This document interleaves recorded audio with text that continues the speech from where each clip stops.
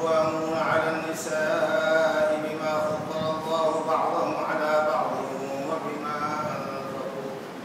وبما أنفقوا من أموالهم فالصالحات قانتات حافظات للغيب بما حفظ الله واللاتي تخافون نشوزهن فعظوهن واهجروهن في المضاجع واضربوهن فإن أطعنكم فلا تبغوا عليهن سبيلا إن الله كان عليا كبيرا وإن خفتم شقاق بينهما فابعثوا حكما من أهله وحكما من أهلها إن يريدا إصلاحا يوفق الله بينهما إن الله كان عليما خبيرا.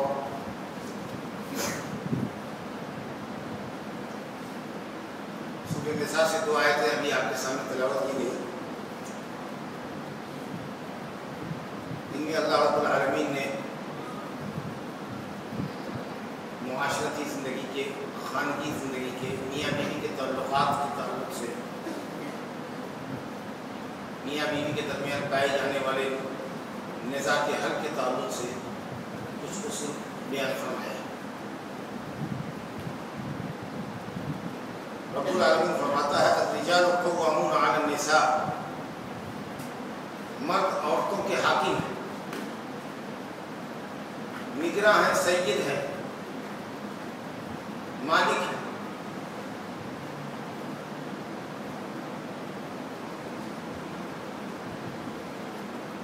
قوام ہونے کا تقاضا ہے، نگراں ہونے کا تقاضا ہے کہ وہ عورتوں کے تمام امور کی نگرانی کریں. عورتیں کس حد تک واجبات اور فرائض کو انجام دیتی ہیں، کس حد تک مفاسد سے، محرمات سے، منہیات سے، منکرات سے اجتناب کرتی ہیں، اس کی نگرانی کرنا، اس کی خبرگیری، اس کی ذمہ داری ہے مرد کی، کیونکہ وہ قوام ہے. اس پر واجب ہے کہ وہ اپنی عورتوں کے دینی حالات کا جائزہ لیتا ہے. خود نماز پڑھنے کے لیے آئے، بیوی نے نماز پڑھا کہ نہیں، شریعت کی کس حد تک پابندی کرتی ہے، واجبات و فرائض کو بجا لاتی ہے کہ نہیں، بلا ضرورت گھر سے باہر کیوں جاتی ہے تو اجازت لے کے کیوں نہیں جاتی، باپردہ جاتی ہے کہ نہیں. سارے امور کی ذمہ داری اللہ نے مرد کے سر رکھا ہے. اور مرد قیامت کے دن اپنی بیوی بچوں کے متعلق پوچھا جائے گا. جیسے عورت بال بچوں کے متعلق، گھر کے اندرونی معاملات کے متعلق، شوہر کے بچوں کے متعلق، شوہر کے کمائے ہوئے مال کے متعلق پوچھی جائے گی. المرأة راعیۃ علی بیت زوجها وہی مسئولۃ عن رعیتها.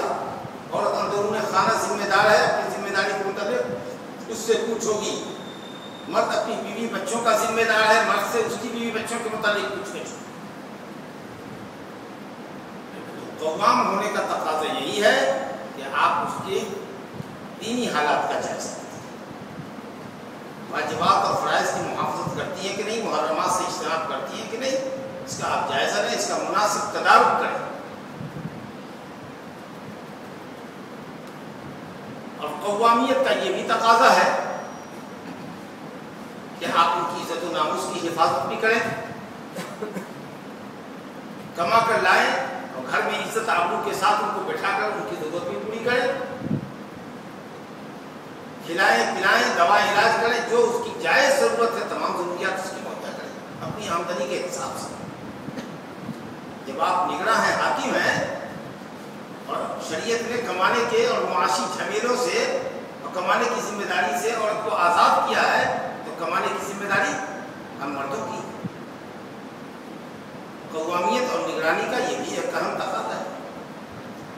بہرحال اللہ رب العالمین نے مردوں کو قوام، نگراں اور ذمہ دار بنا کر کے عورتوں پر مردوں کو فضیلت عطا فرمائی ہے. یہ قوامیت، یہ فضیلت دو وجہ سے، ایک وجہ تو خلقی ہے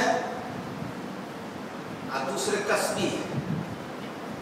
پیدائش کے لحاظ سے بھی مرد عورت سے فائق ہے، عقل کے اعتبار سے، فیصلہ لینے کے اعتبار سے، قوت ارادی کے اعتبار سے، نظم و ضبط ڈسپلن بحال گھر میں کرنے کے اعتبار سے مرد اس لائق تھا کہ اسی کو قوامیت، اسی کو نگرانی، اسی کو گھر کی ذمہ داری دی جاتی۔ اب پیدائش کی غرضوں بھی الگ الگ ہیں، غرضیں بھی الگ الگ ہیں۔ مرد کو اللہ تعالیٰ نے پیدا کیا ہے، مرد نبی ہوا، مرد نے حکومت سنبھالی، جمعہ اور جماعت قائم کرنا بھی مرد کی ذمہ داری ہے، ولایت اور سربراہی یہ بھی مرد کی ڈیوٹی ہے۔ اسی طریقے سے جہاد فی سبیل اللہ میں جہاد فی سبیل اللہ کرنا مرد کی ذمہ داری ہے۔ تو یہ اہم کام جو دین کے انجام پاتے ہیں وہ مردوں کے ذریعے پاتے ہیں۔ لیکن اہم امور کی ذمہ داری چونکہ مرد کرتا ہے، اس لیے عین حکمت الہی کا تقاضا تھا کہ مرد کو قوام، نگراں، حاکم اور گھر کا مالک بنایا جائے۔ اور دوسری وجہ جو کسبی ہے وہ یہ کہ وہ بما انفقوا من اموالہم، مرد حضرات کماتے ہیں اور اپنی عورتوں پہ خرچ کرتے ہیں۔ کتنا خرچ کرتے ہیں اور کن کن مدات میں، کن کن مصارف میں خرچ کرتے ہیں، اللہ تعالیٰ نے مفعول کو محذوف رکھا ہے۔ وہ بما انفقوا من اموالہم، اپنے مال سے خرچ کرتے ہیں، لیکن کہاں کہاں؟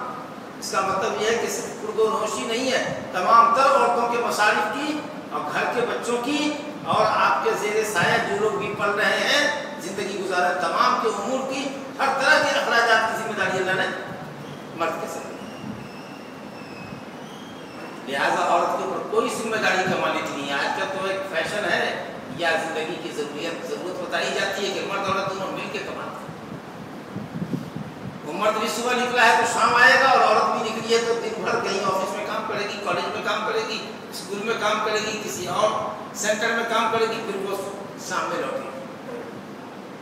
اور پھر مرد حضرات عورتوں کو کام کرواتے بھی ہیں، اب ان سے وہ سب خدمت کا مطالبہ کرتے ہیں جو گھر میں ایک ہاؤس وائف سے مطالبہ کیا جاتا ہے، جو گھر میں صرف مرد کے لیے رہتی ہے، مرد کا انتظار کرتی ہے اور مرد کے لیے ضروریات مہیا کر کے رکھتی ہے۔ بہرحال مردوں کو اللہ تعالیٰ نے جو درجہ فضیلت کا بخشا ہے، اس میں ایک بڑی وجہ ہے آپ کا کمانا بھی، اور عورتوں کو عزت آبرو سے گھر میں رکھ کر ان پر خرچ کرنا۔ وہ بما انفقوا، یہ فضیلت آپ کی ہوئی دو وجہ سے۔ ایک تو اللہ رب العالمین نے پیدائشی اعتبار سے آپ کو عورت کے مقابلے میں زیادہ اسٹرانگ بنایا ہے، عقل و فکر کے اعتبار سے بھی، فیصلہ اور ڈسپلن اور انتظام اور انصرام کے اعتبار سے بھی، دوسرے کے بہت بڑے کام آپ کے ذریعے ماشاءاللہ انجام پاتے ہیں دین کے، اس لیے آپ کو قوام اور نگراں اللہ پاک نے رکھا ہے۔ اور دوسری وجہ ہے کہ آپ کماتے ہیں اور اپنی بیوی پہ خرچ کرتے ہیں، لہٰذا خرچ کرنے کی ذمہ داری مرد پر ہے۔ شادی کرتا ہے بیوی پر، مرد خرچ کرتا ہے، مہر دیتا ہے اور کچھ تحفے تحائف لے جا کر رخصت کرتا ہے، بیوی کو رخصت کرا کے لاتا ہے۔ اب معاملہ الٹا ہے کہ صاحب بیٹے والے ہی بیٹی والوں سے مطالبہ کرتے ہیں، اتنے جوڑے ہونے، اتنے پیسے کپڑے کے ڈریس کے ہونے، اتنے سلامی ہونا، اتنا یہ اتنا وہ، یہ سب بالکل معاملہ الٹ دیا ہے، جیسے کہ صاحب آپ قوام نہ ہوں بلکہ عورت قوام ہونے جا رہی ہے۔ تو آپ کو اللہ نے قوام اس لیے بنایا کہ آپ بیوی پر خرچ کرتے ہیں، نہ اس لیے کہ صاحب بیوی یا بیوی کے گھر والے، لڑکی کے ماں باپ آپ پہ خرچ کریں۔ بالکل آپ نے گویا کہ اپنی پیدائش کے مقصد کو اور فضیلت کے مقصد کو بھلا دیا ہے، اور اس طریقے سے آپ اپنے مقام سے، اپنے منصب سے گویا کہ نیچے آ گئے۔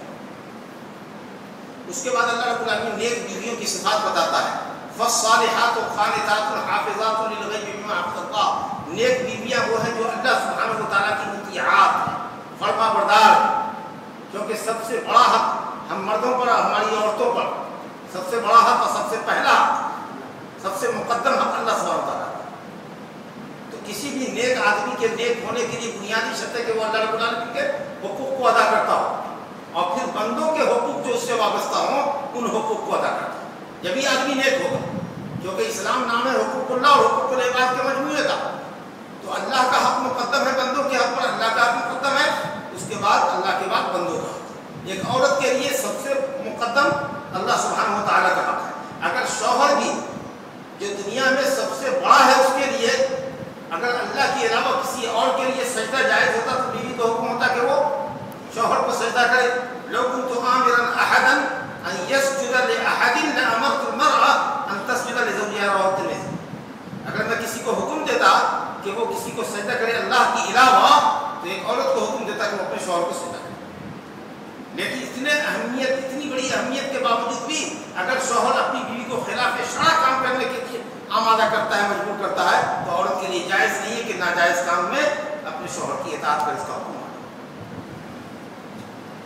اس لیے سب سے بڑا اور سب سے مقدمہ اللہ سبحانہ وتعالیٰ. کسی بیٹے کے لیے جائز نہیں ہے کہ وہ اپنے ماں باپ کی غلط باتوں کو مانے, خلاف شریعت باتوں کو مانے. تب رات کو بدتمیزی کرنے کا بھی حق نہیں ہے. اگر تمیز کے ساتھ کہو کہ ابا جان امی جان یہ کام جو آپ کہہ رہے ہیں یہ بات جو آپ کہہ رہے ہیں یہ قرآن حدیث کے خلاف ہے, یہ ہمارے لیے جائز ہے. فلا تطعهما, لڑکا کہ ان کی بات خلاف شرع ہو تو نہ مانو. یہ نہ کہا کہ ان کی معصیت ان کے ساتھ بدتمیزی کرو گستاخی کرو, یہ نہیں کہا. تو بہرحال نیک عورت وہ ہے جو اللہ سبحانہ و تعالیٰ کی مطیع و فرما بردار, جو واجبات اور فرائض انجام دیتی ہے. اور اس کے بعد فرمایا فالصالحات قانتات حافظات للغیب بما حفظ اللہ.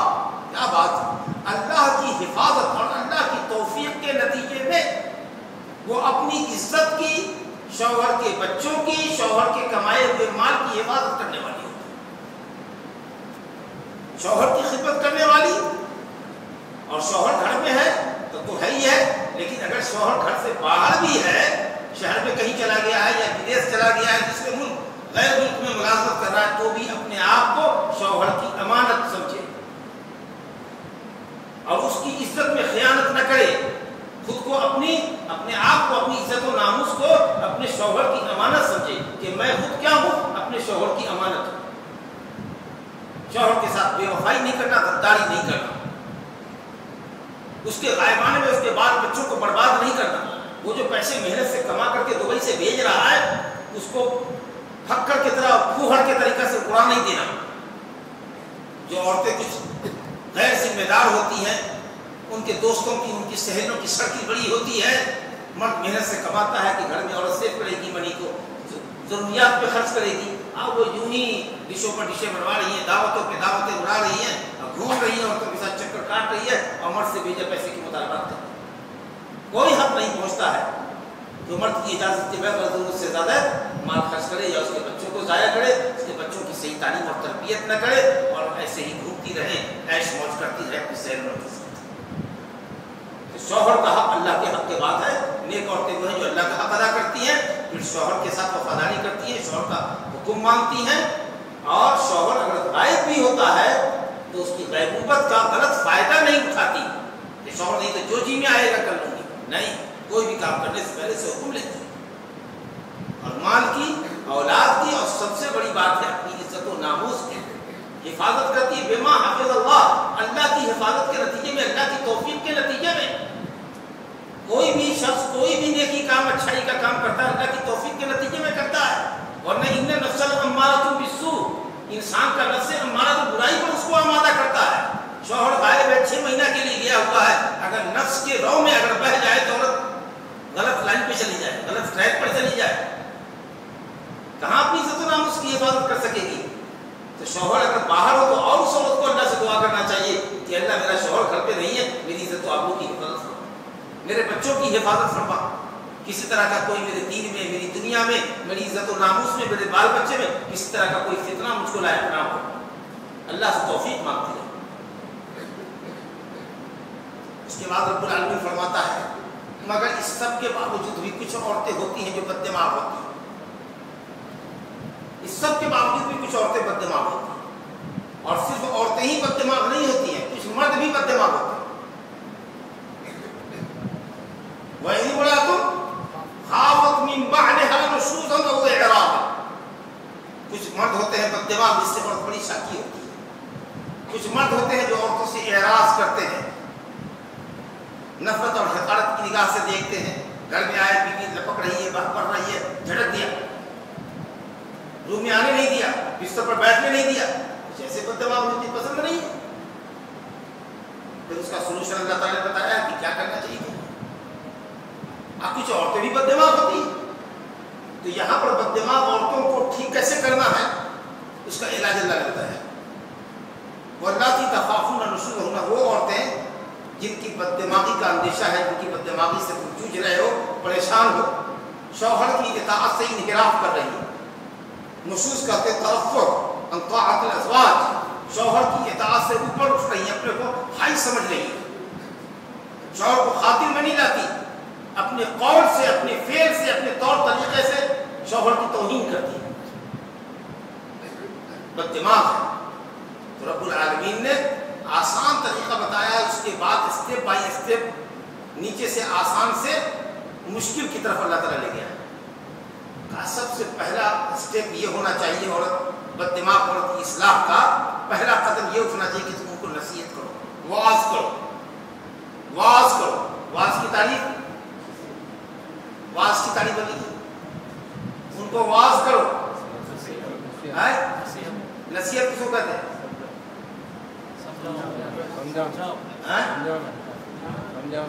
سمجھانا کس کو کہتے ہیں؟ پوائنٹ پہ نہیں آ رہا ہے. واعظ کہتے ہیں فضیلت بتانے کو کسی عمل کی اور اس کے خلاف کرنے والے کی وعید بتانے کو. واعظ کے اندر ترغیب اور ترہیب. شوہر کی اطاعت کرتی تو یہ ثواب ملتا، شوہر کو خوش کر کے مرتی تو جنت میں جاتی. کتنی ہی عبادت گزار رہو گی، اگر شوہر کو ناراض کر کے مرو گی تو جہنم میں جاؤ گی. اگر عورت سواری پہ سوار ہے، جانے کو تیار ہے کہیں، لیکن شوہر پھر بھی بلاتا ادھر آؤ مجھے تم سے خلوت کرنی ہے، ضرورت ہے ہماری، تو اونٹ کے بدن پہ بھی چڑھی ہوئی ہے، اوپر اونٹ لے کر کے اس کو کھڑا ہو گیا ہے، چلنے کو تیار ہے، اونٹ سارے سامان کے ساتھ عورت تیار ہو گئی ہے باہر جانے کی بات ہے، لیکن شوہر نے کہا رکو 10 منٹ ڈیلے کرو، سفر کو اترو، میری طرف آؤ مجھے ضرورت ہے. وہ اترے اور جائے شوہر کے ساتھ تنہائی کرے، اس کے بعد تب پھر جا کر وہ سواری کر سکتے. وہی کہا تھا لاقت اونٹ میں بھی سر چڑھی ہوئی ہے تو اترے.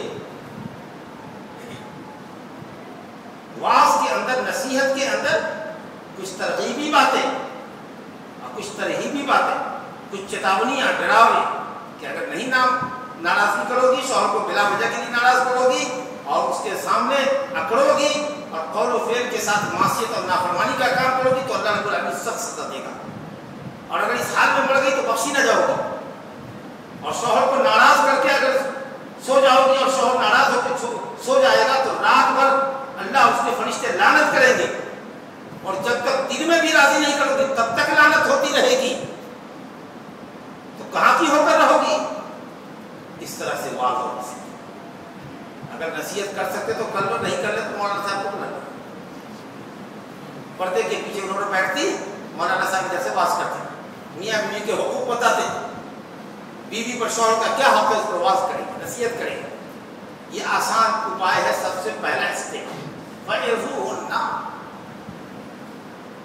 لیکن نصیحت کارگر نہیں ہوئی، قرآن حدیث سے بات نہیں بنی، تو رب العالمین کہتا ہے کہ اب اس سے دوسرا قدم اس سے زیادہ ہارڈ ہے. کہا وَاهْجُرُوهُنَّ فِي الْمَضَاجِعِ، تو بستر پر ان کو الگ کر دو، یا تو بستر الگ کر کے سو جاؤ، یا ایک ہی پلنگ پہ سوتے ہو تو پیٹھ گھما دو اس کی طرف اور رخ کر لو دوسری طرف. بات نہیں کرنا، تعلقات قائم نہیں کرنا. دن بھر بدتمیزی کرتی ہے، گستاخی کرتی ہے، اور یہ سب بستر کے اوپر، اس سے مقاربت اور ہم بستر نہیں. 2 روز 4 روز 10 روز 15 روز، یہاں تک کہ آپ کو لگے کہ آپ اس کا دماغ ٹھکانے پہ آ گئے. اگر ہوشیار عقل مند عورت ہوگی تو سوچے گی کہ میرا مرد ہے 10 روز سے مجھ سے بستر پر تعلقات قائم نہیں کر رہا ہے، مجھ کو اپنے بدن پر ہاتھ نہیں ڈالنے دے رہا ہے. سمجھے گی، سوچے گی کیا میں نے کیا کچھ کیا ہے، کتنا قریب ہو کر بھی ہم اتنے دور ہیں. سمجھے گی، نصیحت پا جائے گی. اگر اس کے بعد بھی نہیں سمجھتی ہے تو رب العالمین فرماتا ہے وَاضْرِبُوهُنَّ، تم مارو. یہ سب سے آخری اپائے ہے آپ کا جو آپ کے ذریعے ہو رہا ہے، مارو. لیکن پیارے مصطفیٰ صلی اللہ علیہ وسلم نے فرمایا کہ وہ کوئی جانور نہیں ہے. مارو ایسی مار جس میں زخم نہ لگے بدن پر، اور چہرے پر بالکل نہ مارو. चेहरा बचा के मारो, पीठ पर मारो, हिप पर मारो, जानू पर मारो, पांव पे मारो, हाथ पे मारो, हल्की मार मारो, ज़रबन गैर मुबर्रिह, जिसमें जख्म न लगे, दांत न टूट जाए, नाक से खून न गिरने लगे। नाउज़ुबिल्लाह, जानवरों की तरह उठाया, मुंह पे हाथ लगाया, चेहरे एक घूसा चढ़ दिया मुंह पर, नाउज़ुबिल्लाह। वो लोग अच्छे नहीं है। नबी सल्लल्लाहु अलैहि वसल्लम के पास औरतों की शिकायत आई कि हमारे मर्द हमको मारते पीटते हैं। नबी सल्लल्लाहु अलैहि वसल्लम ने कहा कि वो लोग अच्छे लोग नहीं है जो अपनी बीवियों को मारते हैं। ऐ लोगों, ये मैं क्या सुन रहा हूँ कि तुम अपनी बीवियों पर ज्यादती करते हो, वो लोग अच्छे नहीं। और नबी सल्लल्लाहु अलैहि वसल्लम ने एक दो नहीं 11 बीवियों को अपनी ज़ौजियत में रखा और एट ए टाइम 9 बीवियां रही हैं, लेकिन आपने किसी को कभी नहीं मारा, कभी गाली नहीं दी, कभी किसी को नहीं झड़का। ज्यादा नान नफ्स का मुतालबा किया तो खुद ही अलग हो गया, 1 महीना के लिए कसम खा के अलग हो गया। 1 महीना नहीं मुलाकात करता ताकि इनके दिमाग ठिकाने लग जाए, लेकिन कभी गाली नहीं दी, कभी नहीं मारा, कभी घर से बेघर नहीं किया। लेकिन अल्हम्दुलिल्लाह अल्लाह पाक ने इजाजत दी है कि तंबीह के लिए, तालीम के लिए हल्की पिटाई आखिरी स्टेज में की जा सकती है। हल्की पिटाई जिसकी तफसीर करते थे हज़रत अब्दुल्लाह बिन अब्बास कि मिसवाक से मारो, एक बालिश की मिसवाक होती ना, उससे मारो। फुक़हा ने यह भी कहा कि वो भी मिसवाक से कंटिन्यू एक ही जगह पर मत मारते चलो, वरना मारते चले जाओगे तो आधा घंटा तो मालूम हुआ कि वो जगह जख्मी हो जाएगी। अल्लाह फ़इन अताअनकुम, और अगर देखा जड़े अब ये पिटाई भी करने लगे, समझ गए, अगर वो इताअत करने लगी तो रब्बुल आलमीन फरमाता है फला तबगू अलैहिन्ना सबीला, तो अब उन पर जोर जबरदस्ती की राह मत तलाशो। अब इताअत गुजार हो गई तो पिछली बातों को याद दिलाता है, तब कैसे मुझको नेगलेक्ट करती थी, कैसे मुझसे बदतमीजी करती थी, ठिकाने पर दिमाग आ गया ना तुम्हारा, मैंने तुमको सही कर दिया ना, अब आप पिछली बातों को याद करके उसको टॉर्चर कर रहे हैं, या आप इस तरीका से टॉन्टिंग कर रहे हैं। कैसा रहा था, कैसा लगा, और अगर ऐसा किसी दिन और रहता तब कैसा होगा था। अब आप बताइए कि कितना मतलब ये कि आप उसके जज्बात से खेल रहे हैं। तो जो बात हो गई उसको दोहराना नहीं और आगे उसको नीचा नहीं देखा रहा, क्योंकि आप इताअत करने लगी है। माशाअल्लाह रब्बुल आलमीन के हकीमाना उसूल देखिए, क्योंकि ये सारे इक़दामात इस्लाह के लिए हैं कि तुम्हारे और तुम्हारी बीवी के झगड़े खत्म हो जाएं और औरत अपनी बददिमागी से बाज आ जाए। अगर ये इस्लाही कदम कामयाब हो गया अल्हम्दुलिल्लाह, फला तबगू अलैहिन्ना सबीला। याद रखो अल्लाह ताला तुमसे ज्यादा कादिर है जितना कि तुम अपनी बीवी पे कादिर हो। जितना तुम गलबा रखते हो अपनी बीवी पर, उससे ज्यादा रब्बुल आलमीन तुम पर गलबा रखता है। तो अगर अपने पावर का, अपने इख्तियार का अगर तुमने मिसयूज किया तो रब्बुल आलमीन की पकड़ से तुम मद नहीं बच सकते। जबरदस्त आयत।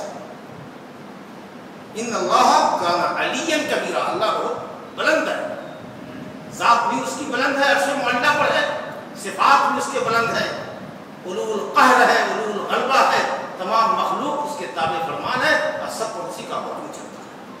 और कबीरा है, अल्लाह बहुत बड़ा है, बड़ा ही नहीं अकबर मिन कुल्ल शै। इसलिए हम कहते हैं अल्लाह अकबर, अल्लाह ताला सबसे बड़ा है। कोई मखलूक अल्लाह के बराबर, कोई मखलूक अल्लाह रब्बुल आलमीन के बड़ा, अल्लाह सबसे बड़ा है। अल्लाह इज ग्रेटेस्ट, बिगेस्ट, ग्रेट तो है ही है, बिगेस्ट। अर्श उसकी मखलूक है, कुर्सी जो पूरी कायनात को अपने नीचे दी हुई, वसिया कुर्सियुहु अस्समावाति वल अर्द। सलफ की तफसीर इनके पास की मौज़ू क़दमई अल्लाह ताला के पांव की जगह है। वो कुर्सी जिसने पूरे आसमान को और यूनिवर्स अपने इहाते में ले रखा, उसके बाद रब्बुल आलमीन का अर्श है। और कुर्सी की हैसियत अर्श के मुकाबले में ऐसी है जैसे खूब चटियल मैदान में एक छल्ला हाथ का निकाल करके उछाल दो, ढूंढते रह जाओगे। कुर्सी पूरे आसमान जमीन को घेरे हुई है, उसकी हैसियत अर्श इलाही के मुकाबले में ऐसे जैसे बहुत लंबे हद निगाह तक के चटियल सहरा के अंदर एक छल्ले की हैसियत, और उस पर रब्बुल आलमीन जलवा अफरोज है, बुलंद है। अल्लाहु अकबर। उसकी अकबरियत को याद करो, उसके उलू को याद करो, उसके कहर को याद करो। اور اپنی طاقت کا اپنے پاور کا مس یوز۔ رب العالمین فرماتا ہے یہ 3 کام تمہارے تھے، نصیحت کرنا، بستر الگ کرنا، 1 بائی 1۔ یہ کارگر نہیں ہوا تو بستر الگ کیا، بستر سے بھی الگ نہیں، کوئی فرق نہیں پڑتا ہے، مرد 1 مہینہ آئے 2 مہینہ نہیں آئے 3 مہینہ 6 مہینہ سے بھی ہے، کوئی فرق نہیں پڑتا، اتنی بد دماغ ہے تو تھوڑی پٹائی ہونی تھی۔ اگر اس کے بعد سنبھلتی ہے تو ٹھیک ہے، نہیں سنبھلتا ہے معاملہ جائے گا عدالت میں، قاضی کے پاس کہ ہماری بیوی ہم کو خاطر میں نہیں لاتی، اتنے دنوں سے ہم کو پریشان کیے ہوئی ہے، تو حاکم وقت وَإِنْ خِفْتُمْ شَقَاقَ بَيْنِهُمَا۔ اب اگر ڈر ہے، حاکم دیکھ رہا ہے یا گاؤں کے ذمہ دار، محلے کے ذمہ دار، برادری کے ذمہ داران، اہم لوگ دیکھ رہے ہیں کہ اب معاملہ خراب ہو رہا ہے، تباعد ہو رہا ہے، دونوں میں دوری ہو رہی ہے، مقاطعہ ہو رہا ہے، ڈر ہے کہ کہیں رشتہ داری کٹ نہ جائے، تعلقات خراب نہ ہو جائے، خلیج دونوں کے درمیان کی بڑھ رہی ہے، اگر یہ کیفیت ہے تو رب العالمین فرماتا ہے فَبْعَثُوا حَكَمًا مِنْ أَهْلِهِ وَحَكَمًا مِنْ أَهْلِهَا۔ ایک حکم مینس جج، ایک جج عورت کے خاندان سے اور ایک جج مرد کے خاندان سے، دونوں جج معاملات کو جو دونوں قریب ہیں دونوں کے، وہ دونوں جائیں اصلاح کی نیت سے، نہ کہ جدائی کر دینے کی نیت سے۔ نعوذ باللہ، شیطان بڑا خوش ہوتا ہے جب میاں بیوی میں جدائی ہوتی ہے، اصلاح کی نیت سے جائے، ان یریدا اصلاح یوفق اللہ بینہم، اللہ تعالیٰ توفیق دے گا ان کو، اصلاح کی نیت رکھیں، سمجھائیں بجھائیں دونوں کو، وجہ کیا ہے معلوم کریں، تم کو کیا تکلیف ہے اپنے شوہر سے، لڑکی والے معلوم کریں، لڑکے والے اپنے لڑکے سے معلوم کریں کہ تم کو اپنی بیوی سے کیا شکایت ہے،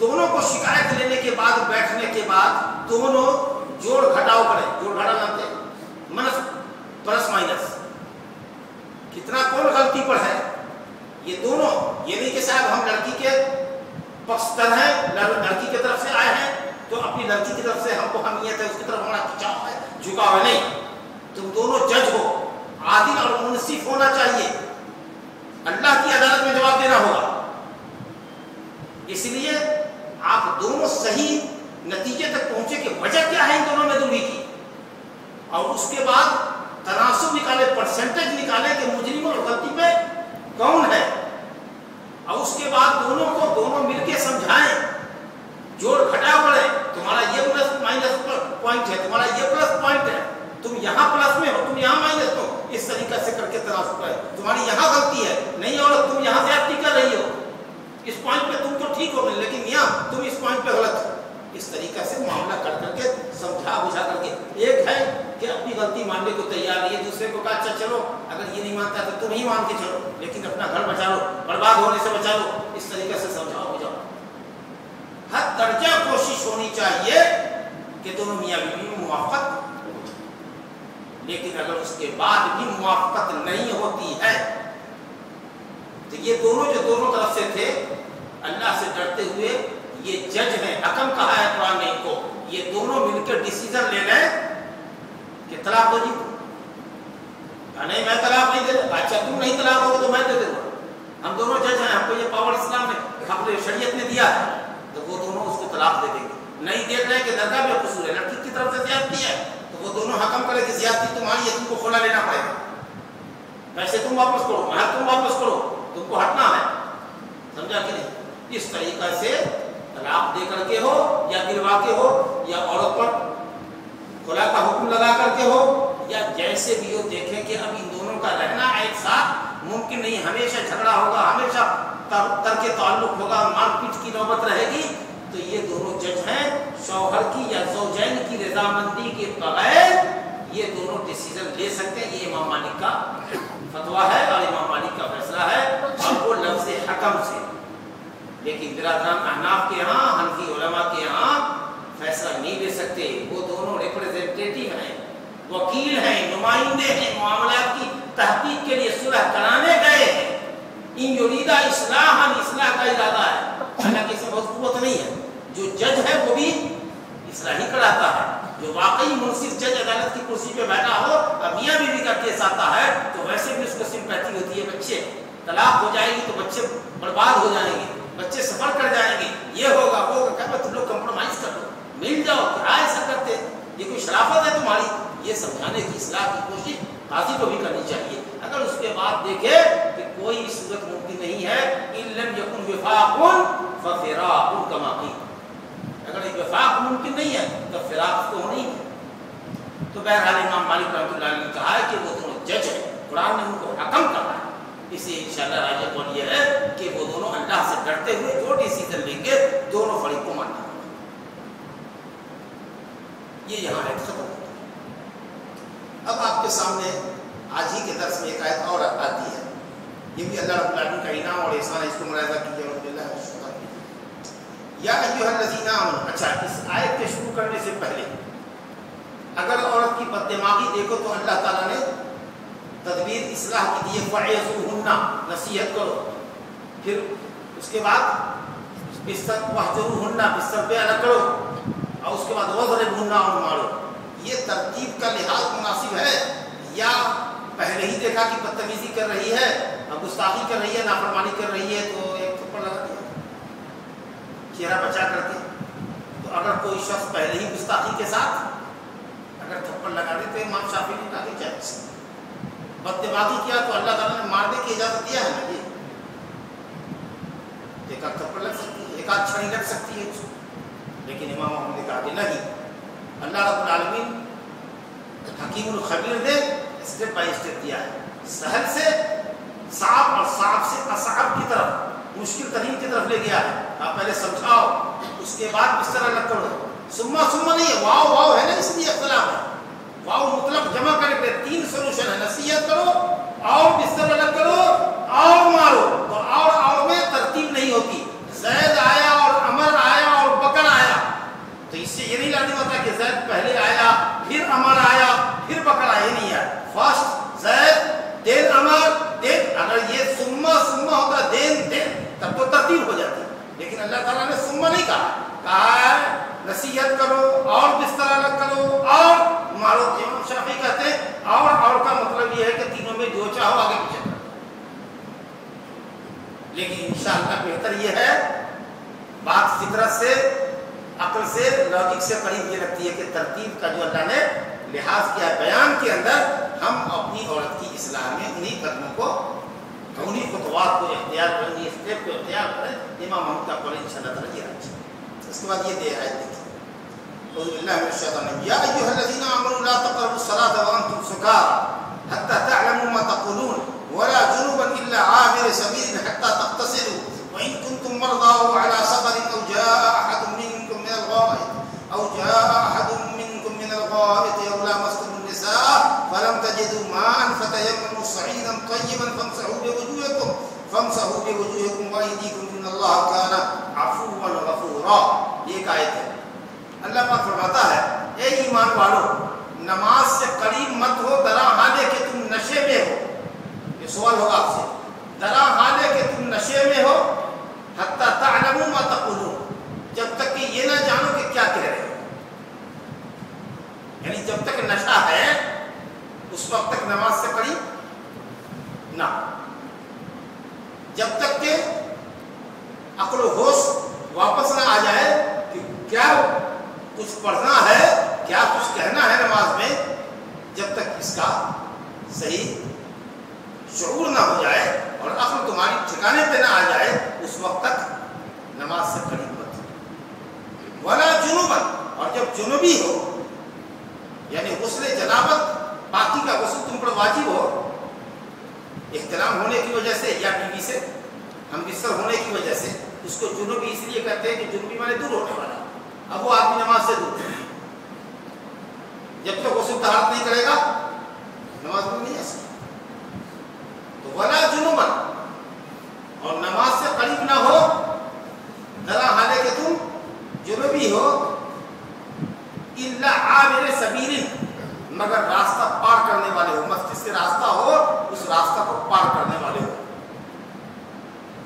اب نماز سے قریب نہ ہو جبکہ تم نشے میں ہو، یہاں تک کہ جانو کہ کیا کہتے ہو، اور جنوبی ہو تو نماز سے قریب نہ ہو، یہاں تک صرف ایک صورت ہے کہ کوئی راستہ کہیں سے نہیں ملتا ہے، مسجد ہو کر راستہ ہے تو تم ناپاک ہو کر کے راستہ پار کر سکتے۔ سوال یہ ہے کہ نماز سے قریب نہ ہو سے مراد کیا ہے؟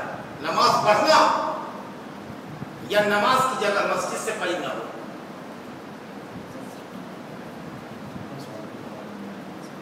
بولیے، نماز پڑھنا، یہ حنفیہ لکھا ہے کہ نماز سے قریب مت ہو، یعنی نماز مت پڑھو جبکہ نشے میں ہو، جب تک کہ یہ نہ جانو کہ کیا کہتے، کیونکہ نشے میں ہو تو دل کے اوپر تو پردہ پڑا ہوا ہے، پڑھنے کو کچھ پڑھو گے، کچھ غلط پڑھو گے۔ قل یا ایھا الکافرون لا اعبد ما تعبدون، کہتے کہ اعبد ما تعبدون، اے کافروں، جن خداؤں کی، جن باطل معبودوں کی پرستش تم کرتے ہو میں بھی اسی کی کرتا ہوں۔ نشے میں ہو، کفر کا کلمہ نکل جائے گا۔ تو حتی تعلموا ما تقولون سے فقہائے حنفیہ اور حنابلہ نے استدلال کیا کہ نماز سے قریب نہیں ہونا ہے، نماز نہیں پڑھنا ہے جب تک کہ نشہ نہ ہو۔ اور شوافی نے کہا نہیں، مسجد سے قریب نہیں ہونا ہے نشیڑی کو، جو نشے میں ہے وہ مسجد سے قریب نہیں ہوگا، کیونکہ آگے آئے تھے وَلَا جُنُوبًا، عطف ہے جنوب کو نشے پر، کہ نشے کی حالت میں مسجد سے قریب نہ ہو اور جنابت کی حالت میں بھی مسجد میں داخل نہ ہو۔ صرف ایک مجبوری ہے کہ کہیں سے کوئی راستہ نہیں ہے تو مسجد پار کرو، کیونکہ پار کرنے والی بات بتا رہا ہے کہ وہ مسجد نماز کی جگہ مراد ہے نہ کہ نماز۔ دونوں کے پاس دونوں دلیل ہیں۔ انہوں نے کہا حتی تعلموا ما تقولون، کہتے ہیں نماز رکھو، وہ کہتے ہیں الا عابر سبیل، مگر راستہ پار کرو۔ یہ لوگ بتا رہا ہے کہ نماز پڑھنا مطلب نہیں ہے بلکہ مسجد سے قریب رہو۔ الحمدللہ کوئی بات نہیں ہے، آپ یہ اگر لے لیجئے کہ نشے کی حالت میں اور جنابت کی حالت میں نہ آدمی نماز پڑھے اور نہ مسجد میں داخل ہو، جھگڑا ختم ہو جائے۔ کیا آپ پسند کریں گے کہ کوئی نشے میں دھت ہو کر ہماری مسجد میں آ کر کے بڑبڑ کرے؟ آپ اس کو دھکا دے کر نکال دیں گے۔ یہ تمہاری جگہ ہے، یہ اللہ کے ذکر کے لیے، نماز کے لیے، تلاوت کے لیے ہے، سمجھا؟ اور اسی طریقے سے جنوبی نہ نماز میں شامل ہو اور نہ مسجد میں آ کے بیٹھے، کیونکہ وہ ناپاک ہے مسجد کے لیے۔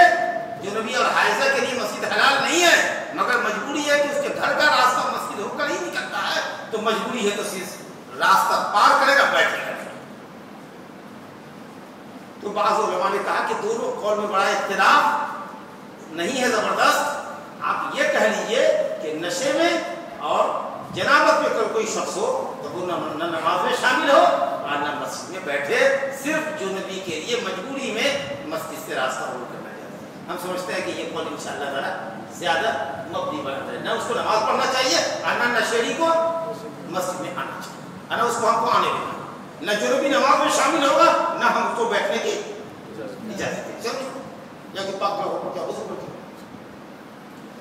حتیٰ تغتسل، جب تک کہ غسل کرتے۔ وَإِن كُنتُم مَّرْضَىٰ أَوْ عَلَىٰ سَفَرٍ أَوْ جَاءَ أَحَدٌ مِّنكُم مِّنَ الْغَائِطِ، اور اگر تم بیمار ہو یا سفر پہ ہو یا تم میں کا کوئی غائط سے آئے، بیت الخلا سے آئے۔ کیا قرآن کا اسلوب اور انداز ہے، کہا کہ اگر تم بیمار ہو جی، اور اگر تم سفر پر ہو، اور یہ بھی کہہ سکتا تھا کہ اور اگر تم پیخانہ کرنے والے ہو اور پیشاب کرنے والے ہو، لیکن پیخانہ کرنے والا، پیشاب کرنے والا، یہ لفظ تھوڑا سا خراب لگتا بولنے میں، سننے میں۔ کیا رب العالمین ادب سکھاتا ہے، کہا اگر تم بیمار ہو، اگر سفر پر ہو یا کوئی بیت الخلا سے آئے، اب دیکھو کتنا خوبصورت لگتا ہے، استنجا سے آئے، پیشاب کرنے والا ہو، پیخانہ کرنے، یہ نہیں بڑھا، او جاء احد، غائب کا صیغہ ہو گیا، خطاب سے غیبوبت آ گئی۔ ان کنتم، اب یہاں ہے او جاء احد منکم، تم میں کا کوئی غائب سے آیا۔ غائب والے پیخانہ نہیں ہوتا، غائب مانے ہوتا ہے نشیبی زمین، ڈاؤن پلیس۔ عام طریقے سے دیہاتوں کے اندر لوگ جاتے ہیں تو نشیب کو اختیار کرتے ہیں، اوپر سے کوئی سڑک گزر رہی ہے تو اس کی جڑ میں بیٹھتے، نیچے گڑھے میں بیٹھتے، گڑھے میں، تاکہ کوئی آدمی دیکھ نہ سکے۔ تو मुनखफिज मिन अल-अर्द, जमीन का नशेबी इलाका जो होता है उसको कहते हैं गायब, लेकिन चूंकि उसका इस्तेमाल आम तरीके से पेशाब पैखाना के लिए इस्तेमाल होता है तो इतलाकुल महल अलल हाल, पेशाब और पैखाना की पोजीशन पर उस जगह का इतलाक हुआ, वरना लोग भी माना गायब का नशेबी जमीन। कहा तुम में का कोई नशेबी जमीन से आए, गड्ढे से आए, गड्ढे से होकर आए, मतलब पेशाब पैखाना कर दिया। कितना अदब है इसके अंदर। और जा औला मस्तमुन निसा, अब यहाँ फिर खिताब है, या तुम औरतों को छुओ, ला मसा या तो तुम दोनों एक दूसरे को छुओ। कितना किनाया है, कितना खूबसूरत लफ्ज़ है किनाई लफ्ज़। औला मस्तमुन निसा, तुम दोनों एक दूसरे को छुओ, यानी जिमा करो, वती करो, हम बिस्तरी करो, ये माना लिया है हनफिया। औला मस्तमुन निसा, जिमा करो। इमाम शाफी ने कहा नहीं, हाथ से छू दिया, वजू गया। फलम तजिदू मान, अगर तुम बीमार हो, सफर पे हो, पेशाब पैखाना से फारिग हो पड़ाए हो, बीवी को छुए हो, 4 बात, और पानी नहीं है बाकी हासिल करने के लिए, तो रब्बुल आलमीन ने कहा कि तयम्मुम। तो तयम्मुम करने के लिए क्या सबब हुआ? 4 बातें बताई गई, और उन 4 बातों को 2 सबब के अंदर हम बयान कर सकते हैं। बीमार के लिए पानी होने ना होने से कोई फर्क नहीं पड़ता है, पानी है, लेकिन अगर बीमार पानी इस्तेमाल करता है तो नुकसान पहुंचे। पानी है लेकिन उसके इस्तेमाल पर वो कादिर नहीं है, इस्तेमाल से उसकी बीमारी बढ़ती है। पानी मजरत का बाइस तो नहीं करेगा। बाकी रहा मुसाफिर, तो आम तरीके से सफर की हालत में पानी आदमी को दस्तयाब नहीं होता है। आओ पेशाब पैखाना करके आओ या बीवी को छुओ और पानी न पाओ, ये पानी न पाना तो बिल्कुल कंपल्सरी है, क्योंकि पेशाब पैखाना करके आया है। अब पानी है तो पानी को होते हुए तो तयम्मुम जायज़ नहीं है। वजू टूट गया है या वजू की जरूरत पड़ गई है तो बगैर वजू किए हुए, बगैर वजू किए हुए भी पाक नहीं हो सकता है। तो अल्हम्दुलिल्लाह 3 वजह है, 3 चीजें हुई। पानी का ना पाना, उसमें मुसाफिर, मुकीम दोनों बराबर हुए। एक मरीज सिर्फ अलग है कि मरीज के पास पानी है लेकिन उसका इस्तेमाल उसके लिए नुकसानदेह। तो आदमी के लिए अगर पानी बायस से नुकसान हो या आदमी को पानी न मिले, तो सफर में हो कि हदर में हो, इन 4 बातों को आप इसी 2 पॉइंट में ला सकते हैं कि या तो पानी से तकलीफ पहुंचती है, एक आदमी को सर में चोट लग गई सफर में, अबू दाऊद की रिवायत, सर फट गया, जुनूबी हो गया, पूछा किसी से मसला क्या करना, कहा कि गुस्ल करना। कहा भाई मेरा सर फटा हुआ है, कहा नहीं पानी ना पाओ तब तयम्मुम करो, पानी तो तुम पा रहे हो, किधर तयम्मुम जायज़ होगा? इसलिए गुस्ल कर लिया, मर गया। नबी सल्लल्लाहु अलैहि वसल्लम को मालूम हुआ, सख्त पढ़ूं, कहा नहीं मसला मालूम था तो फतवा क्यों दिया? इन्नमा शफाअतुल बिया सवाल, आजिज थे, अगर नहीं मसला मालूम था तो जानना चाहिए था, पूछना चाहिए था, सवाल करके तब बयान करना चाहिए था। मार डाले उसको,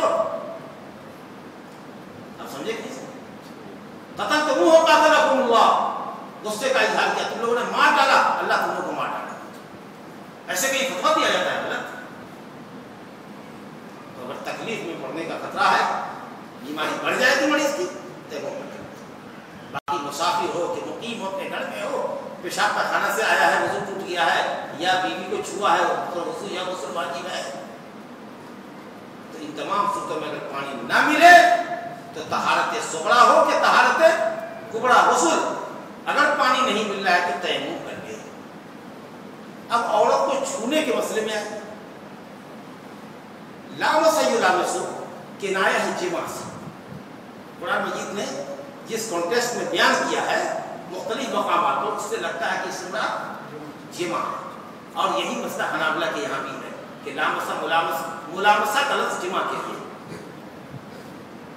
लेकिन इमाम शाफी कहते हैं कि लम्स असल में कहते हैं लम्स बिलियत को, हाथ से छूने को, और मजाजी माना है उसका सोहबत करना। लिहाजा लफ्ज को उसके हकीकी माने में रखो। छू दिया अगर औरत को वजू करके तो तुम्हारा वजू गया। हनफिया ने कहा नहीं, शहवत के साथ भी अगर छू दे तो भी वजू नहीं जाएगा। मुलामसत का माना यहाँ पर मजाजी माना है, क्योंकि कुरान में जिस सियाक व सबाक में इस्तेमाल हुआ और जहां जहां भी इस्तेमाल हुआ है वहां पर मुलामसत जिमा के माने में है। इसे बीवी से सोबत करेगा तो उस पर गुस्ल वाजिब होगा। बीवी को छूने से किसी का वजू नहीं टूटता है, चाहे शहवत से छूए, क्योंकि नबी सल्लल्लाहु अलैहि वसल्लम ने अपनी बाज बीवी का बोसा ले लिया वजू के बाद, हम मस्जिद को निकल गए और हजरत उर्वा जैसे आदमी उन्होंने कह दिया अपनी खाला जान से, माँ आयशा रज़ी अल्लाह अन्हा से, कि खाला जान लगता है कि तू ही नहीं होगी। तो उन्होंने उनको ऐसे छुपाया और हंसने लगी। अल्लाह ताला अज़वाज मुतहहरात से राज़ी है। मसला बताने के लिए उम्मत के लिए क्या कुछ नहीं उन्होंने किया। कहा कि नबी सल्लल्लाहु अलैहि वसल्लम, किसी ने पूछा कि माँ अगर वजू के बाद कोई अपनी बीवी को छू दे, कहा नबी सल्लल्लाहु अलैहि वसल्लम अपनी बाज बीवियों का, ये नहीं कहा कि मुझे बोसा लिया, कहा अपनी बाज बीवियों का इशारे वाले बोले, अपनी बाज बीवियों का बोसा लिया, वलम यतवद्दा, वजू नहीं किया, चले गए मस्जिद को। तो हनफिया कहते कि देखो बोसा लेने से वजू नहीं टूटा। और नबी सल्लल्लाहु अलैहि वसल्लम सजदे में होते थे और माँ आयशा ने एक मरतबा टटोलते हुए पांव पे हाथ डाला, या नबी सल्लल्लाहु अलैहि वसल्लम नमाज पढ़ते होते थे और वो सोई रहती थी सामने जैसे जनाजा होता है और घर में चिराग नहीं जलता था, तो मेरा पांव सजदेगाह पे चलाता था आपके, क्योंकि आप तो लंबी खिदमत करते थे। मिसाल के तौर पर एक अंदाजे को आधा घंटा एक घंटा तक में खड़े होते। सजदे में गए तो देखा कि पांव सजदेगाह पे है, तो खुचल मारा, पांव को ठेक दिया, धक्का दिया तो उन्होंने समेट लिया, आंख खुली, फिर पांव को समेटा। अब फिर उसके बाद सजदे के लिए दूसरी रकअत पे खड़े हुए, तो फिर मिसाल के तौर पर 1 घंटे के बाद सजदे में आएंगे, जब तक फिर पांव सजदे पे आ चुका है। तो ये मत कोई समझे कि अटकेलियां कह रही है या मजाक चल रहा है। वो ये करें कि घर में चिराग नहीं था, मुझे अगर ये सही अंदाजा था, एक मरतबा रोशनी के देख लेती कि आप यही नमाज पढ़ रहे हैं और मैं सामने हूँ, अब मेरा पांव सजदे में चला जाता तो मैं पोस्टर चेंज कर देती, मैं बिस्तर बदल लेती, लेकिन मुझे कुछ अंदाजा नहीं होता था। आप छू रहे हैं, पांव को हटा रहे हैं, अब मैं पांव फैला देती थी, फिर दूसरी रकअत में आप पांव को हटा देते, मैं पांव समेट लेती, फिर पांव पसार देती, यही कैफियत थी। तो हनफिया हज़रात कहते कि देखो आपने छुआ है और आपको भी उन्होंने पांव को छुआ है, तो किसी का वजू नहीं गया, आपका वजू नहीं गया और आप नमाज़ जारी रहे। लेकिन आपने अगर हम ये कहें कि आपने ये कहां से शर्त लगा दिया कि छूने के बाद अगर शहवत भी बरंगेख्ता हो जाए, तो जब तक कोई मादा रस्सेदार मर्द के जिस्म से रस्से तनासुब से बाहर ना आवे तब तक उसका वजू नहीं टूटता है, चाहे वो सेक्सी क्यों ना बन जाए छूने में उसको। हम कहा ये कहां से आपने लिया? क्या नबी सल्लल्लाहु अलैहि वसल्लम नमाज की हालत में बीवी की टांग पकड़ के ठेलते थे, तो क्या आप शहवत के साथ छूते थे? ये कहां से आपने लिया? तो मुझे लगता है कि इस मसले में शवाफी और हनाबिला बिल्कुल दो किनारे पर। इमाम शाफी के यहाँ बिल्कुल औरत को सिर्फ यूं हाथ से छू दिया तो वजू गया। अब इतने लोग जो तवाफ करते ना, तवाफ के दरमियान औरत के जिस्म टच कर जाता तो जाकर वजू करते, और मालूम होगा कि 7 महीनों भर भी अगर तवाफ करते रहते तो 7 चक्कर मुझे नहीं है, जब तक कि 2-4 आदमी के आगे पीछे से न चले। 2 औरत इधर रहे या कम से कम एक औरत रहे, एक औरत आगे रहे, एक औरत पीछे रहे, और तब वो मर्द बीच में चले अपनी बीवियों के दरमियान, और किसी अजनबियों को छुए नहीं, तब अरे अपनी बीवी को भी छू देगा मसला है। और दूसरी तरफ हनफी हजरात कहते हैं कि साहब अगर छुआ और शहवत भी बरंगेख्ता हो गई, ख्वाहिश भी उभर गई, तो उसके बाद भी नहीं छुआ। इंशाअल्लाह नाक़िस ख्याल में दलीलों की रोशनी में राजिह और हनाबला का और मालिकिया का है कि शहवत के साथ छुए तब वो टूट जाएगी, समझा? और यूं नॉर्मली छुआ, चलने लगे, सामने आ गई तो गुस्सा ले लिया, चले गए, हाथ पकड़ लिया, सर पे हाथ डाल दिया, हसास को नहीं छुआ जिसकी वजह से आदमी थोड़ा सा सेक्सी बन जाता है। अगर ये कैफियत नहीं है, ऐसे जिस्म के किसी हिस्से को छू दिया या बोसा बगैर शहवत के ले लिया, अगर शहवत नहीं जगी तो इंशाअल्लाह ताला वज़ू बाकी है, और अगर शहवत बरंगेख्ता हो गई तो वज़ू क्या इंशाअल्लाह। ये बीच का इन्होंने कहा जितनी भी शहवत हो वज़ू नहीं टूटता, इन्होंने कहा जरा टच कर दिया वज़ू, दोनों 2 किनारे पे। बीच का किनारा ये है कि जो शहवत से छुएगा اس کا وضو جاتا رہے گا، جو بلا شہوت کی چھوئے گا اس کا وضو. چلیے الحمدللہ. اب آپ نے اب اس فرق اختلاف کی وجہ کیا ہوئی کہ حنفیہ کے نزدیک چھونے سے وضو نہیں ٹوٹے گا کیونکہ لامسا کا معنی صحبت کرنا ہے، مجاملت کرنا ہے. شفافی کے یہاں لامسا کا معنی چھونا ہے، تو گویا اگر بیوی کو چھو دیا وضو دے، ان کے یہاں نہیں ہے. بہرحال ایسی صورتوں میں جب کہ طہارت آدمی کی ختم ہو جائے اور انسان پانی نہ پائے تو رب العالمین کہتا ہے فَتَيَمَّمُوا صَعِيدًا طَيِّبًا، پاک سعید سے تیمم کر لو. تیمم کا لغوی معنی تھا قصد کرنا، یہاں مراد ہے مٹی کا قصد کرنا چہرہ اور ہاتھ کو پوچھنے کے لیے، ان عبادتوں کی انجام دہی کے لیے جن کے لیے طہارت شرط ہے. ہمارے پاس پانی تو ہے، بیمار ہے پانی استعمال نہیں کر سکتے، یا غسل کی حاجت ہے حنفیہ کی تعبیر پر، اور یہی انشاءاللہ صحیح تعبیر ہے کہ لامسا بنے جمع کرنا ہے، یہ صحیح تعبیر ہے انشاءاللہ، یہ صحیح تعبیر ہے. تو اگر غسل واجب ہے اور پانی نہیں ہے تو تیمم کریں. تیمم کس سے کریں گے؟ سعیداً طیباً. سعید کہتے ہیں زمین کے اوپری حصے کو. اب زمین کے اوپر میں کیا ہے؟ مٹی. اور زمین کے اوپر میں کیا ہوتا ہے؟ پتھر نہیں ہوتا اور ریت نہیں ہوتی اور چونا نہیں ہوتا. بس حنفیہ حضرات نے کہا سعید مانے ما فوق الارض، زمین کے اوپر جو ہے وہ سب سعید. لہذا مٹی کیا، ریت کیا، چونا کیا، پتھر کیا، اس پہ گرد غبار پڑی ہو کہ نہ پڑی ہو، جس سے بھی چاہو ہاتھ اس پر گزار لو، تیمم کرو. دوسرے فقہاء کا نام امام شافعی کا سعیداً طیباً فامسحوا بوجوہکم وایدیکم. سورہ مائدہ کی آیت نمبر 6 میں ہے فامسحوا بوجوہکم وایدیکم منہ.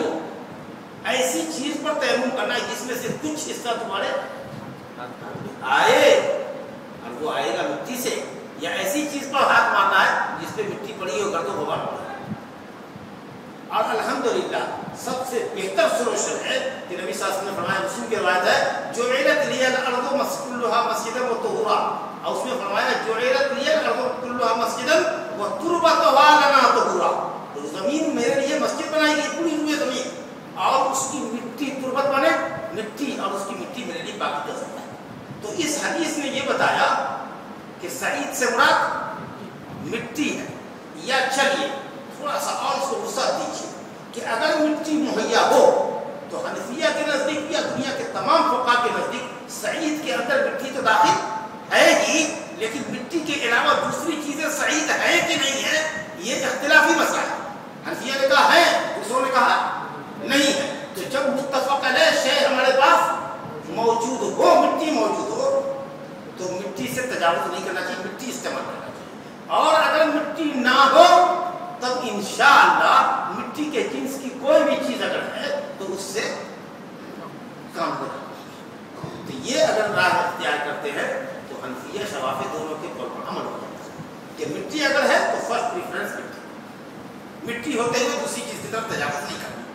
اور اگر مٹی نہیں ہے اور پانی بھی آپ کے پاس نہیں ہے، چلو ریت پر پتھر پر ہی ہٹا کر کے نہ. اب اللہ نے کہا فامسحوا بوجوہکم وایدیکم. تیمم کیا ہے؟ چہرے پہ ہاتھ پوچھنا ہے اور ہاتھ پہ ہاتھ پوچھنا. ہاتھ کو پوچھنا اور چہرے کو پوچھنا، یہی تیمم ہے. اور یہ تیمم اس شخص کے لیے بھی ہے جس کو وضو کی حاجت ہے، اور اس شخص کے لیے بھی ہے جس کو غسل کی حاجت ہے. یعنی کہ غسل کرنے والے کے لیے حضرت عمار کی طریقہ سے مٹی میں لوٹ پوٹ کر جاؤ. تمرغت کما تمرغت الدابہ، پورے جسم میں مٹی ڈالو، بال کی جڑوں میں، جیسے پانی سے بھگوتے نا ویسا نہیں. نبی صلی اللہ علیہ وسلم نے فرمایا کہ صرف تم کو یہ کافی ہے. عمار کی روایت صحیح ہے کی، اور اس بات میں سب سے گھاٹی روایت اور سب سے صحیح روایت یہی ہے کہ تمہارے لیے صرف یہ کافی ہے کہ زمین پہ ایک مرتبہ ایسے ہاتھ مارو، اس کے بعد چہرے پر مسح کرو، اور کفیہ، دائنے ہاتھ سے بائیں ہتھیلی کو اور بائیں ہاتھ سے دائنے ہتھیلی کے اوپری حصے کو الى الکفین. یہ متفق علیہ روایت ہے عمار بن یاسر. اور ایک دوسری روایت جہد سے ہے، وہ یدین مطلق آیا فامسحوا بوجوہکم والیدین. اور جب یدین مطلق آوے پورا ہاتھ نہیں، یہی دلیل والسارق والسارقۃ फख्तऊ ऐदियहुमा, कहाँ से चोर का हाथ कटता है? चोरी करने वाले का हाथ कहाँ से कटता है? कलाई से। जब मुतलक यद इस्तेमाल हो तो कलाई से। तो एक रवायत मुजमल है यद के यदैन के साथ, एक रवायत मुबय्यन मुसर्रह नस से सड़ी है कि एक ही मर्तबा मिट्टी पे मारना है यार, और चेहरे पे मलना है और हाथ पे कलाई पे, या पहले हाथी को मसा कर लो फिर चेहरे को कर लो, तरतीब वाजिब नहीं है, पहले चेहरा कर लो फिर हाथ पे कर लो, या ऐसे मारा ऐसे हाथ कर लिया फिर चेहरे, एक ही मतलब। यही कौल सही है, सही तरीके का। लेकिन माशाअल्लाह यहाँ पर हनफिया शाफिया दोनों एक साथ हो गए। इन्होंने कहा कि तयम्मुम दो ज़रूर है, दो मरतबा मारना, एक मरतबा चेहरे पर और एक मरतबा मारते तो दाएं हाथ के केहूनी तक, जैसे वजू में हाथ होते ना केहूनी समेत, और दाएं हाथ से बाएं हाथ को केहूनी तक। इब्न उमर रज़ी अल्लाह अन्हु की सहीह रिवायत है तयम्मुम ज़रबतन, तयम्मुम दो मरतबा मारना है मिट्टी पर, ज़रबतुन लिल वज्ह व ज़रबतुन लिल यदैनि इलल मिरफ़क़ैन, और दूसरा ज़रब हाथ के केहूनी तक। हदीस है। इसके मुकाबले में अम्मार बिन यासिर की रिवायत मुत्तफ़क़ अलैह है कि नबी सल्लल्लाहु अलैहि वसल्लम ने फरमाया तयम्मुम ज़रबतुन वाहिदतुन, एक ही मरतबा मारना है चेहरे पर और इलल कफ़ैन, कलाई तक। अल्लाह रब्बुल आलमीन आयत को खत्म करते हुए फरमाता है इन्नल्लाह अफ़ूवन गफ़ूर, अल्लाह बहुत बख्शने वाला, बहुत माफ करने वाला है। देखो कितना आसान दीन उसने तुमको दिया है, और कितनी आसानी है दीन के अंदर, कितने ज़्यादा वो गुनाहों को बख्शता है और बंदे के लिए कितनी आसानियाँ फराहम फरमाता है। वबिल्लाहि तआला तौफ़ीक़, सल्लल्लाहु अलैहि वसल्लम अला अब्दिही व रसूलिही नबीना मुहम्मद व अला आलिहि व सहबिही अजमईन।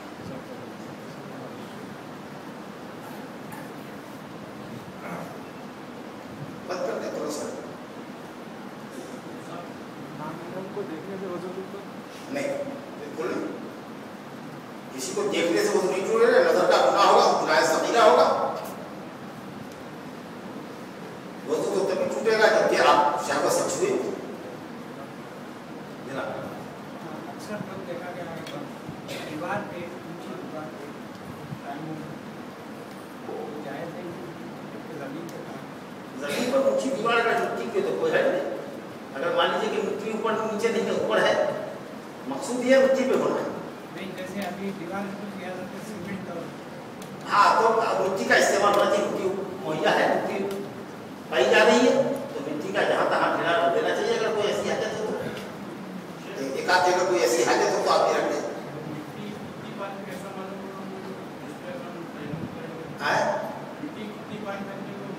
पाक होना, अगर देख लीजिए कि इस पर पेशाब का खाना नहीं, तो पाक है। ये तजस्सुस नहीं है कि मशीन लगा करके या नाक लगा के सुनिए। नहीं, आपको कहने का जो मतलब है वो भी ठीक है, मेरे जवाब देने का जो अंदाज है वो भी ठीक है। अल्लाह ताला ने इतनी तजस्सुस की कोई जरूरत नहीं रखी हमारे लिए। हम स्टेशन पर जाते हैं, हमारी नमाज का वक्त होता है, मुझे नहीं मालूम कि यहाँ कुत्ता बैठा था कि बिल्ली बैठी थी या किसी बच्चे ने पेशाब कर दिया था। देख रहे हैं कि जमीन सूखी अकड़ाई है, वहीं पर अपना मुसल्ला बिछाया। अल्लाह, ये मुकल्लफ इस बात के मुकल्लफ नहीं है कि हम उसको जानते हैं और पानी लाकर उस जगह को धोए फिर हम नमाज पढ़ें। अगर कोई नजासत नहीं लगती है तो उसको पाक है। जी, किसी को बढ़ाना देखने से नहीं टूटेगा, बढ़ाना देखने से भी नहीं टूटेगा। या मिसाल के तौर पर अपनी लुंगी बांध रहे हैं वजू करने के बाद और शराबगाह में अपनी नजर पड़ गई तो भी वजू नहीं टूटेगा। अगर हाथ लग गया तो ये दूसरा मसला है। अगर हाथ लग गया कपड़े के ऊपर से तो नहीं टूटेगा, कपड़े के अंदर से नंगा हाथ लग गया तो इंशाल्लाह टूट जाएगा, क्योंकि मसले में इख्तिलाफ है।